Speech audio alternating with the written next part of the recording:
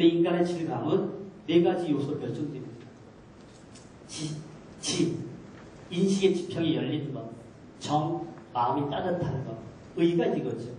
해야 될 일과 하지 않을 일을 본인 스스로가 통제할 수 있는 자기 통제력, 그리고 이제 건강한 몸이 되는 겁니다. 그러니까 우리가 전인교육이라고 할 때 좀 따져보면 이렇게 되지요. 자, 이 이야기는 창의인성이란 말이 나오지 않았던 그 이전부터 교육의 원형으로 우리가 소개가 됐던 얘기입니다. 그러니까 창의인성 특별한 얘기라고 얘기하지 말자는 거예요. 이런 분 얘기 들어보셨나요? 혹시 우리 선생님 중에 탐스 슈즈 신고 오신 분이 있나요? 아니면 자녀분한테 사주신 분이 있다면 이분이 창의인성이 잘 갖춰진 사람입니다. 예를 들면 신발 하나 팔으면 하나를 기부를 해요. 이런 회사가 가능하지가 않지요. 그런데 왜 그런 회사를 만들었느냐? 아르헨티나에 갔다가 신발이 없는 친구들 보고 너무 마음이 아파서 신발을 주고 싶어서 회사를 만든 겁니다. 하나 기부하고 하나를 판매하며 하나를 기부하는데 그런 회사가 흑자가 납니다. 그러니까 새로운 영역을 개척한 거지요. 제가 3년 동안 그 대한민국 인재상 중앙심사위원 활동을 했습니다. 그때에 시도교육청이 추천하지 않고 중앙심사위원들이 추천해서 뽑은 사람들이에요. 자, 이분입니다. 이분은 가톨릭대학교 4학년 학생일 때 기업을 만들었어요. 딜라이트라고. 지금 매출에 70억이 넘습니다. 근데 왜 만들었느냐? 시골에 있는 자기 할머니의 보청기 값이 너무 비싼 거예요. 농사일을 드시면서 고맙게 갖고 갔어요. 시골에 있는 분들의 보청기를 싼 값에 보급하려고 그래서 만든 회사입니다. 그러니까 지금 아주 비싸야 100만 원이고요. 보급형이 30만 원대에 판매되고 있습니다. 그러니까 이 사회적 기업으로 굉장히 큰 역할을 하는 거죠. 자, 오른쪽 경희대학교 학생들이 만든 회사입니다. 저는 농산물을 꼭 상처가 난 농산물만 사서 판매를 합니다. 거기에 이렇게 이렇게 스티커를 붙이는 거죠. 왜?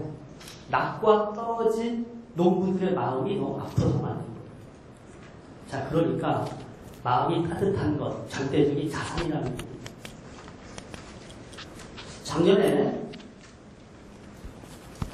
작년에 인재상을 받은 분인데요. 저분은 버스 정류장에 이정표에 화살표가 없습니다. 그러다 보니까 아는 사람만 아는 화살표예요.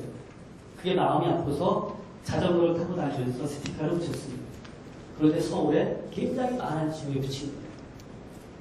지금은 저분 때문에 지자체에서 이정표를 만들게 되면 반드시 의무적으로 화살표를 집어넣게 되어 있습니다.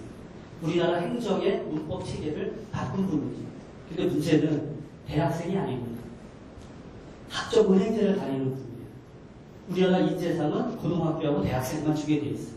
그래서 제가 끝까지 우겼습니다. 학점 은행제 다니는 사람도 상을 받아야 된다. 그런데 저거는 다수의 이정표를 인해서 고통받았던 사람들의 아픔을 느꼈기 때문에 밑에 고등학교 학생들이 만든 두 가지 색의 그 신호등인데요. 자기 친구하고 밖에 나갔다가 친구가 신호등을 잘 못 보고 잘 못 따라오니까 나중에 들었대요. 자기 친구가 고도생명이야. 그 마음이 너무 아파서 그 마음을 선생님한테 말씀을 드렸고 함께 해서 저를 만들어낸 거죠. 그러니까 제가 볼 때는 인성이 바른 친구가 창의를 가질 수 있는 거다. 노동계에서 요구하는 변화가 굉장히 빠르지요. 다니엘 핑크 얘기는 워낙 많이 들어오셨으니까 다른 얘기는 안 하겠고요.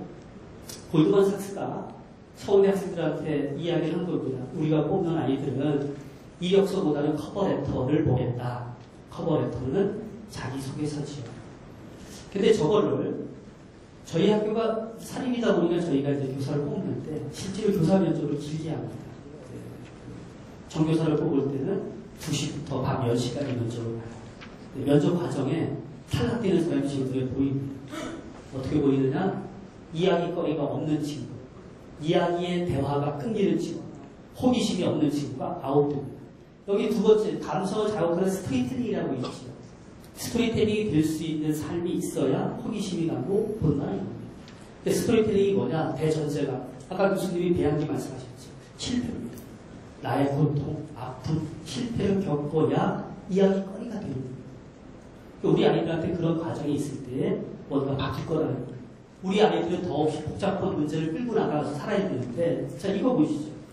광고, 이 왼쪽의 그림은 선생님들 왼쪽에 그림은 광고판이 옥상에 있는 겁니다.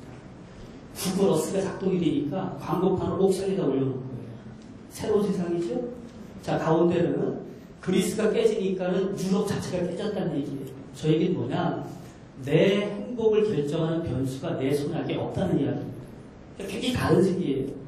우리 아이들한테 네가 스스로 열심히 하면 행복할 수 있다고 얘기하는 것도 어쩌면 웃기는 일입니다.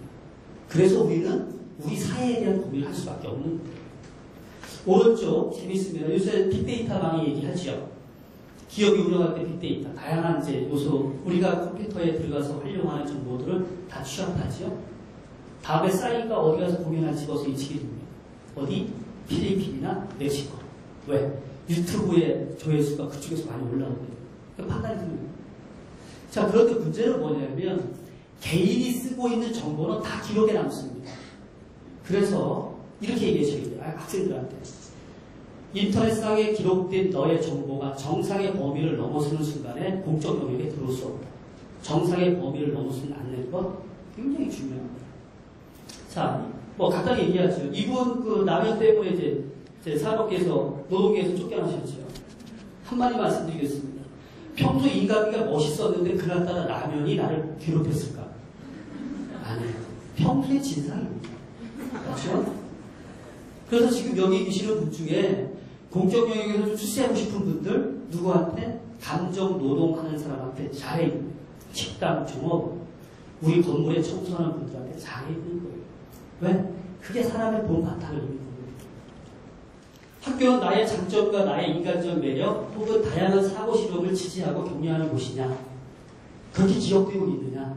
아니면 내가 끊임없이 뭔가가 부족하고 너는 뭔가를 채워야 되고 뭔가로부터 빠져있다고 그렇게 질타하는 곳이냐?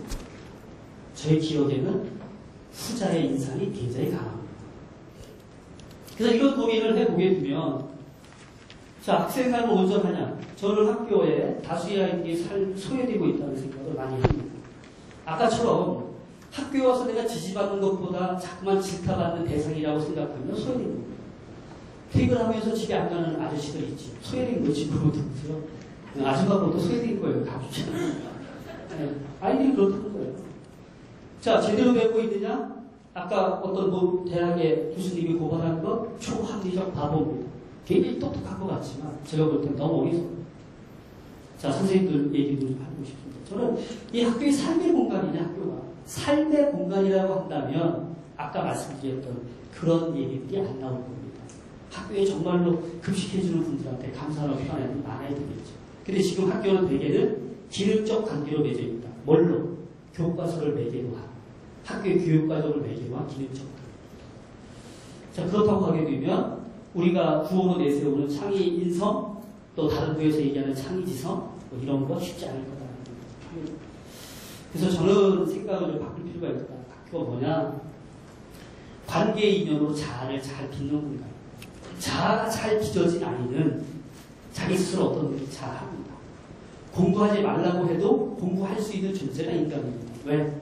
자기의 결핍을 본인이 잘 느꼈을 때. 근데 문제는 뭐냐면 이 자아는 혼자 만들어지는 게 아니에요.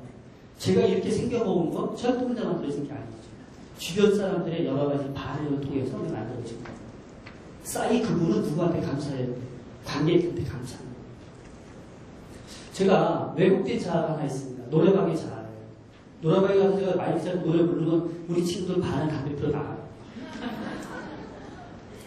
그리고 또 한 번 더 부르면서 더 불렀더니만 애들이 그냥 누르기 바빠요. 그러니까 그런 친구들의 메시지가 나로 하여금 뭡니까? 이 노래 재미없다는 인식이 딱 박힌 거죠. 그러니까 그 다음에 안 하고 싶지. 그러니까 학생들이 학교에 와서 관계를 잘 맺어야 되는 것은 자기의 긍정적 자아가 성립이 되면 그 다음에 본인이 스스로하는 게 같다는 거예요. 저는 학교에 대한 전제가 이러한 규정 속에서 학교가 운영되지 않느냐라는 생각인데 어느 순간 저는 얘기가 빠져있는 것이고 그리고 저런 건 빼놓고 잠깐 뭐 집어넣으려고 하는 그런 인식체계가 너무 확고한 게 아니고 안타깝다. 그래서 중학교 단계의 그 뿔난 아이들을 우리가 함께 호흡하기 위해서는 걔네 마음속에 자리 잡고 있는 절실한 문제들을 우리가 이야기해 주는 게 맞다. 그래서 서울의 일반계 중학교 아이들한테 설문을 돌렸어요. 이런 겁니다, 질문이. 네 삶의 아주 절대적인 어려움, 밤잠을 못 자게 만드는 문제가 뭐냐를 지수라고 했더니 이렇게 나온 거예요. 학교는 왜 다해야 되냐, 왕따 안 되냐. 그렇죠. 선생님들 사이에서도 왕따 선생님이고 애들이 하더라고요. 네. 그래서 우리 보고 아무거나 했는데 아니 진짜 않다는 거예요. 그 다음에 여기 저기 6번 보세요. 가정 꼭 화목해야 하냐. 제가 사람들 여쭤보고 가정 꼭 화목해야 돼요. 재밌는 얘기예요. 아이들은 부모가 주는 사랑과 동시에 부모로부터 가장 아픔을 굉장히 많이 겪습니다. 상처가 있는 거예요. 근데 이 사춘기 시기에는 사랑보다는 아픔이 도드라지게 보이게 돼 있어요. 그러니까 저 얘기가 안 풀리게 되면 그때부터 부모하고 얘기를 안 하는 겁니다. 학교에서 무슨 일이 있냐? 됐어. 뭘 안 해. 지하철 들어가. 그 다음에 밑에 보세요. 여기 돈 많이 벌고 싶어요. 맞죠? 부모들 뭐 돈에 찌들고 있으면서 애들에게 돈 얘기하면 도덕적으로 비난하고. 그게 사실은 저런 것이 눈에 두드러져서 나타나는 게 아니라 삶에 내재되어 있는 거예요. 안 풀리면 어떻게 됩니까? 아이들 괴롭히고 또 하나가 지하로 숨어버립니다. 그러면 저 문제를 누가 풀 거냐? 1차적으로 가정이 풀어야 됩니다. 근데 가정에 우리나라 가정의 이 문화 속에서 저런 콘텐츠를 갖고 있는 부모들 많지 않아요. 그럼 누가 해야 돼요? 학교 갈 수 있겠다. 그 중학교의 교육과정 중에 기타라는 선택 과목이 있지요. 한문, 제임, 거기 기타라고 하는 과목이 있어요. 뭐로도 개설할 수 있는, 그 영역에다 개설할 수 있게 만들어 놓은 거예요. 자, 전화 선생님이 CEO라고 했을 때 한 사람을 뽑아야 되는데 세 사람이 추천되어 올라왔어요. 인사부장이 세 사람을 추천했습니다. 누구 뽑으시겠어요? 자, 이쪽에 똑똑한데 마음이 팍팍한 놈.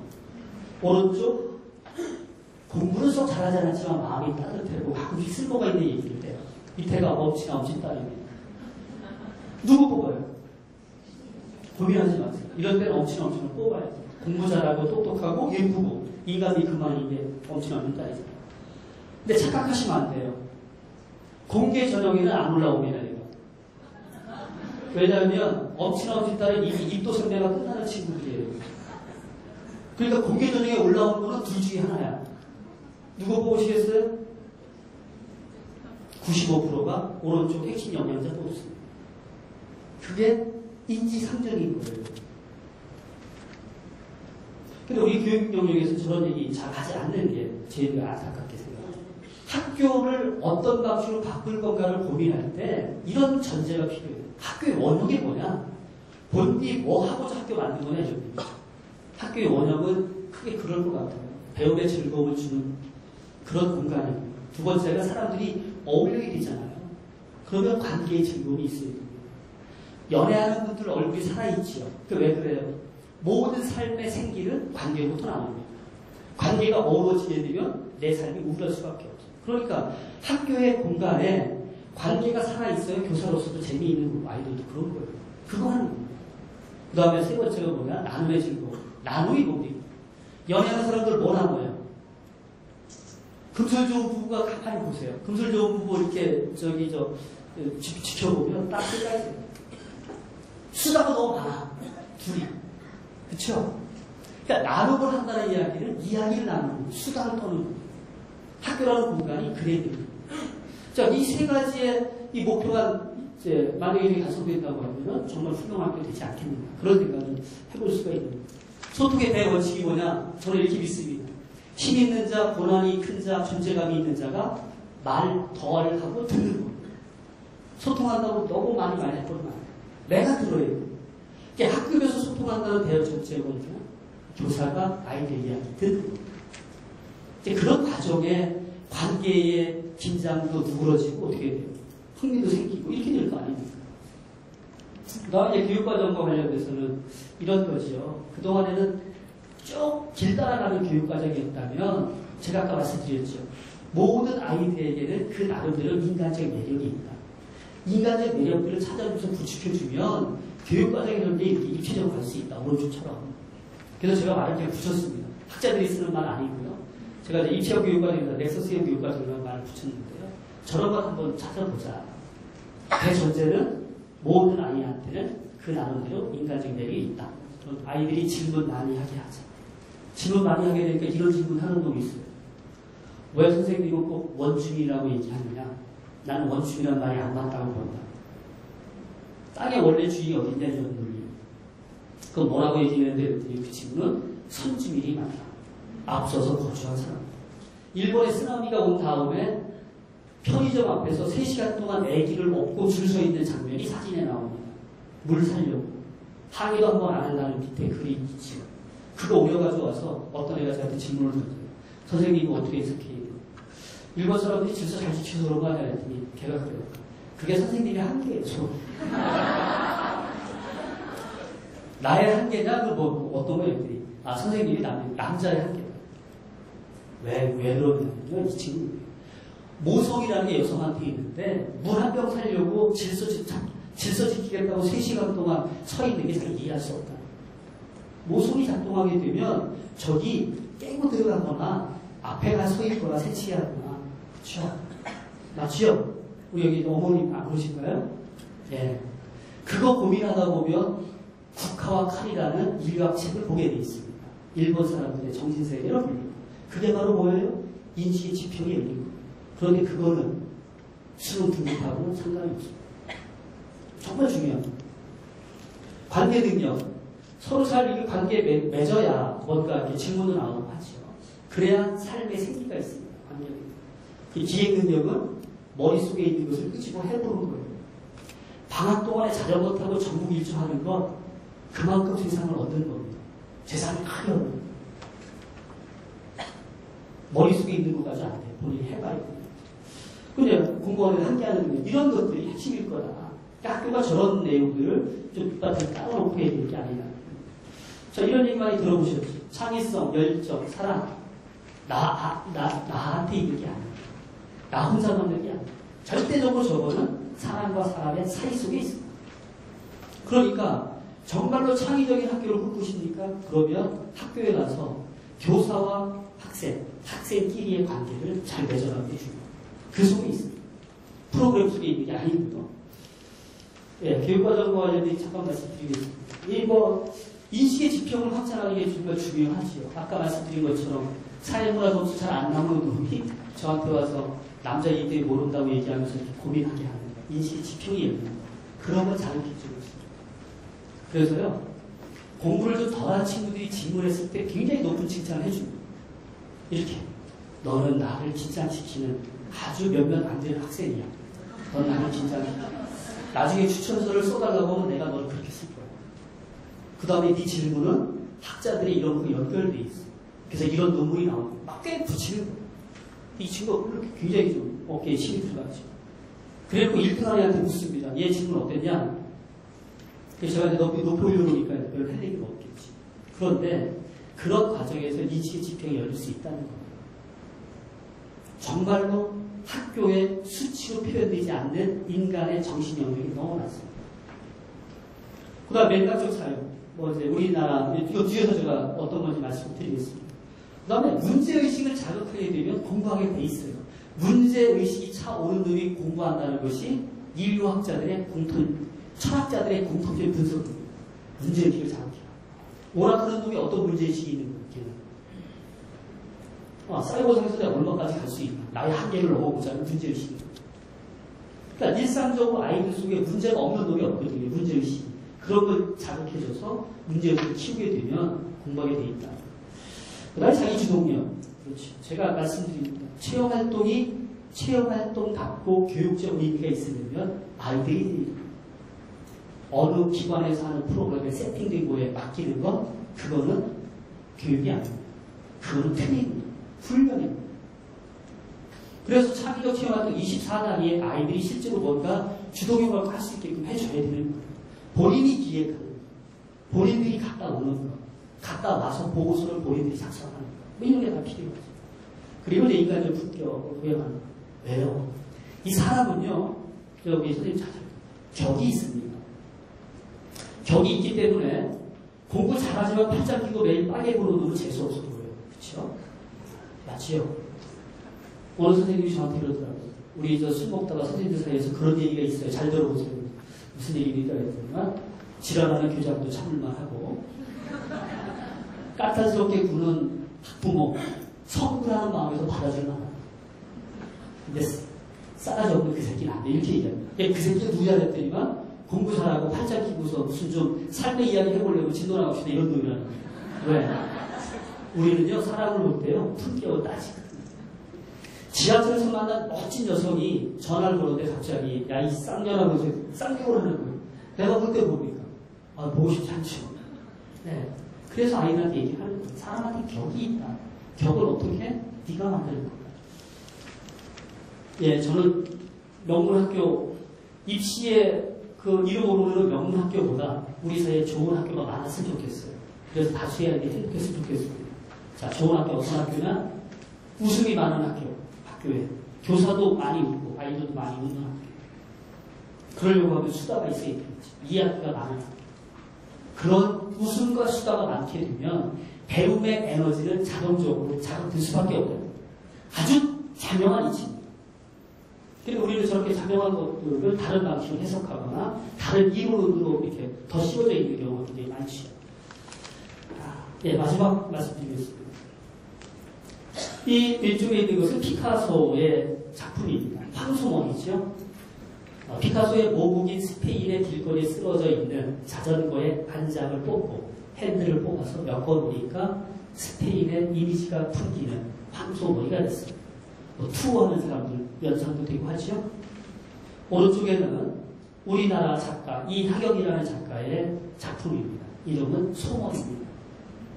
강원도 어딘가에 가면 만날 것 같은 이렇게 풋풋한 그 황소 모양을 이제 엿장수에 바위 주워다가 용접해서 구멍을 뚫는 겁니다.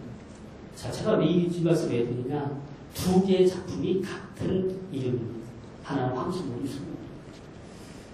자기가 살고 있는 동네에서 자기가 만나는 걸 가지고 만났습니다. 학교를 운영하는 원리는 같습니다. 그러나 모습은 다양해야 됩니다. 왜? 자기가 살고 있는 동네가 다르기 때문에 그렇습니다. 내가 만나는 아이들의 특성이 다르기 때문에 그렇습니다. 좋은 학교에 있다고 따라가면서 흉내내는 건 대개 실패합니다. 그렇기 때문에 모범사례 많이 따라가는 건 별로 좋은 교육 세계로 가는 거라고 생각하기 어렵습니다. 내가 만난 아이들과 고민하는 것, 내가 연구하는 것, 내가 내 삶을 돌아보는 것, 이것이 핵심이겠다라는 생각을 하면서 제 이야기 마치겠습니다. 고맙습니다.